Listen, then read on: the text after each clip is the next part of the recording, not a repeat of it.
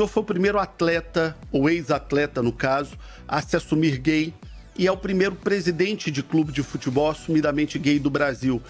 Como é que foi enfrentar isso tudo e como é que é enfrentar essa questão num meio tão masculino e tão machista quanto o futebol?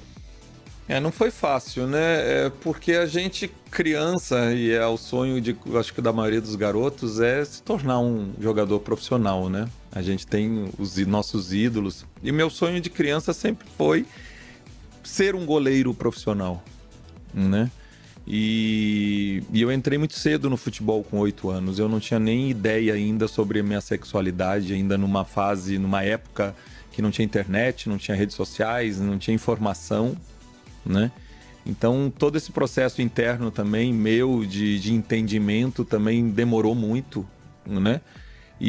Mas desde muito cedo eu entendi que uma pessoa gay não sobreviveria dentro do futebol. Mas você se entendeu como gay, como homossexual, não sei nem se é o termo correto, e peço perdão caso não esteja me expressando da maneira mais correta. Quando ainda era jogador? Sim, ainda jovem, adolescente, né? Eu comecei a ter esse entendimento, né? E ao mesmo tempo começou o conflito, porque primeiro que a sociedade ainda não aceitava, né? Pessoas, de uma forma geral, pessoas homossexuais, né? Eram sempre consideradas cidadãos de segunda categoria, né? A OMS ainda considerava isso como uma doença. Foi retirada da classificação de doença em 1990, né? Então eu percebi que essa condição precisava ser escondida. E eu já estava dentro do futebol, né? Porque eu era da divisão de base do Grêmio. Então, no futebol, pior ainda, né? Se já precisava me esconder, eu e qualquer outra pessoa LGBT precisava se esconder na sociedade, dentro do futebol mais ainda. Então, a partir daí, foi montar um personagem para poder sobreviver ao dia a dia do futebol e poder realizar meu sonho de criança, que era se tornar um goleiro profissional. E nesse dia a dia, você nunca conseguiu se assumir para um colega de clube, para um dirigente? Você, como disse, era um personagem. Você se portava como heterossexual? Sim, eu procurava ser o máximo possível, ter um comportamento igual a todos os outros atletas, né? Que isso faria com que não chamasse a atenção, né, sobre a minha pessoa, né, para esse aspecto, né? Então, por isso que eu falei, a montagem do personagem. E nunca passou pela minha cabeça falar para alguém dentro do futebol, porque existia um medo que se alguém descobrisse essa condição, né, minha carreira estaria comprometida, né? Porque poderia essa pessoa passar para uma outra e acabar fazendo com que minha carreira acabasse. E seria o destino, porque ainda hoje, né, acho que muitos dirigentes evitam contratar jogadores, né? Na verdade, não existem atuando nenhum jogador assumidamente gay, né? Mas sempre se evitou, né, contratar jogadores que pudessem ou tivessem alguma suspeita sobre a sexualidade, porque poderia trazer problemas para os dirigentes, né? Torcida, falando, enfim, uma série de coisas. Então a carreira acaba, né? Ainda hoje, isso é muito triste. E antes até, eu acho, de você perguntar, talvez tenha sido o motivo pelo qual eu tomei a coragem de falar. Mesmo já não jogando mais, já aos 50 anos, hoje eu tenho 52, mas aos 50 anos, quando eu falei, há 1 ano e meio atrás, né, justamente para poder jogar luz sobre o assunto, mostrar que existem sim gays dentro do futebol, e que um atleta gay pode ter um desempenho tão bom quanto qualquer outro. Não é isso que vai definir a qualidade, o talento desse atleta, né? Porque eu joguei em clubes grandes, eu fui campeão, eu fui ídolo. Passou na base da seleção brasileira, Eu fui goleiro de seleção brasileira, eu fui eleito o melhor goleiro do Brasil em 2001. Eu ganhei eu fui o atleta mais disciplinado do Campeonato Brasileiro de 98 e de 99, por 2 anos seguidos. Enfim, eu joguei em clubes grandes. Eu tive uma carreira que a gente pode classificar bem-sucedida. Muito bem-sucedida, aliás. Então isso mostra que não é o fato de eu ser gay ou não que comprometeu a minha qualidade de jogo e nem a qualidade do time que eu jogava. Eu nem comprometi o dia a dia do futebol, nem do clube que eu estava, né? Então, o fato de falar é justamente para mostrar ao futebol que isso não precisa ser, tem que ser irrelevante. O que importa é a qualidade do atleta, né? O comportamento dele, logicamente. E aí eu chamo a atenção, a gente tem atletas heterossexuais com comportamentos muito piores, que dão muito mais problemas no trabalho aos clubes do que um possível atleta gay, né?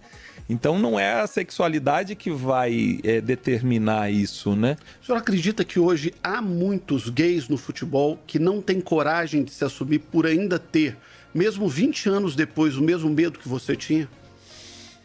Eu não posso precisar em relação à quantidade, mas com certeza tem, né? Tem, sim. Né? Se tem na sociedade, tem em todas as profissões, o sempre teve e vai continuar tendo. Agora, eu não sei se o percentual em relação ao número total de atletas qual é, né? Porque os gays acabam se afastando do futebol quando percebem que o ambiente não é acolhedor, né? Mas isso tem mudado Inclusive, um pouco, né? Muitos torcedores que gostam de futebol, mas evitam frequentar. Eu queria falar disso, porque eu percebo que isso tem mudado um pouco, né?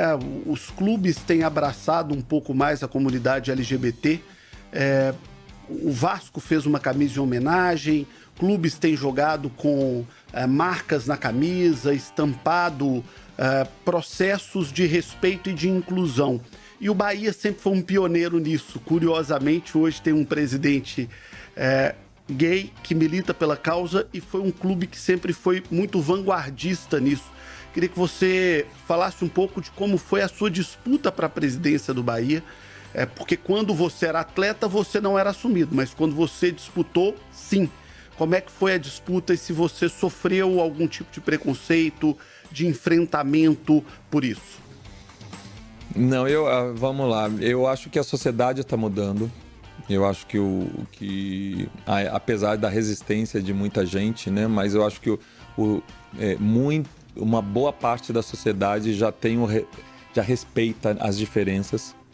Muitas empresas já entenderam que é preciso ser inclusiva, respeitar a diversidade, né? E o futebol sempre anda um pouco atrás dessa evolução, né?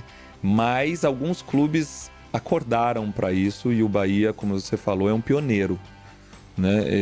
Já de antes de eu ser empossado, né? A gestão anterior já teve um cuidado muito grande com isso. O Bahia fez campanhas, né, de cunho social, né, muito importantes, que trouxe resultados relevantes para a sociedade e acabou inspirando outros clubes a também atuar socialmente. Inclusive o Bahia tem uma torcida LGBT, o Bahia abraçou essa torcida também, né, deu todo o apoio para que essa torcida fosse criada e frequentasse a Arena Fonte Nova. Isso é um grande avanço, né? E na minha eleição, na minha campanha, essa questão não foi colocada em discussão, né? E tanto é que eu fui eleito e isso mostra que o Bahia e o torcedor tricolor, né, está à frente, né? Isso em momento algum foi levantado durante a campanha, que é o que a gente deseja, né? Que a sexualidade das pessoas não esteja à frente da capacidade. E foi isso que aconteceu durante a campanha e o fato de eu ter sido eleito.